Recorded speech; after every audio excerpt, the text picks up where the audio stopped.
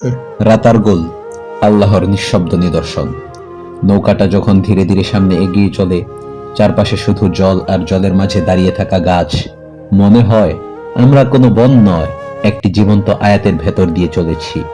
হ্যাঁ, এটাই রাতার গোল, সিলেটের বুকে লুকিয়ে থাকা এক বিস্ময়কর জলবন, যেখানে প্রকৃতি কথা বলে না কিন্তু অনুভব করায় অনেক কিছু। এখানে বাতাসের শব্দ আছে, পাতার নড়াচড়া আছে, নৌকার হালকা ছলাচ্ছল আছে, কিন্তু নেই মানুষের কৃত্রিম কোলাহল।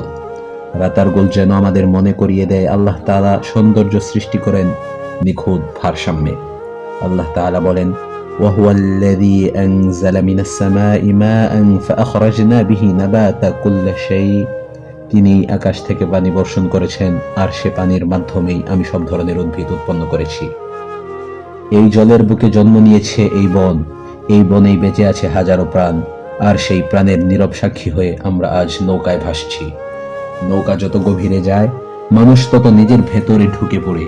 শহরের ব্যস্ততা, দুশ্চিন্তা, অপ্রাপ্তির চাপ সব যেন জলের সাথে ধুয়ে যায়।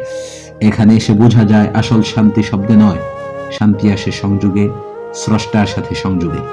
আল্লাহ তাআলা বলেন, আফালা ইয়ানজুরুনা ইলাল আরদি কাম আমবাতনা ফিহা মিন কুল্লি যাওজিন কারীম।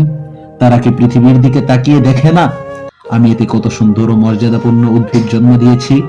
সূরা আশ-শুআরা আয়াত নং ৭। রাতার গোল সেই প্রশ্নের নীরব উত্তর। যে চোখ খুলে দেখে, তার জন্য এই বন শুধু বন নয়, এটা ঈমানের এক পাঠশালা।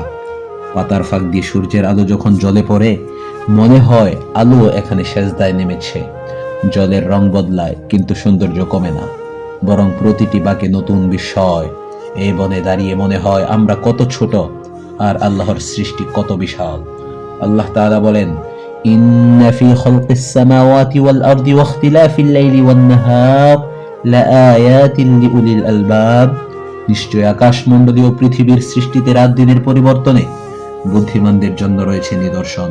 সূরা আলে ইমরান আয়াত নং ১৯০।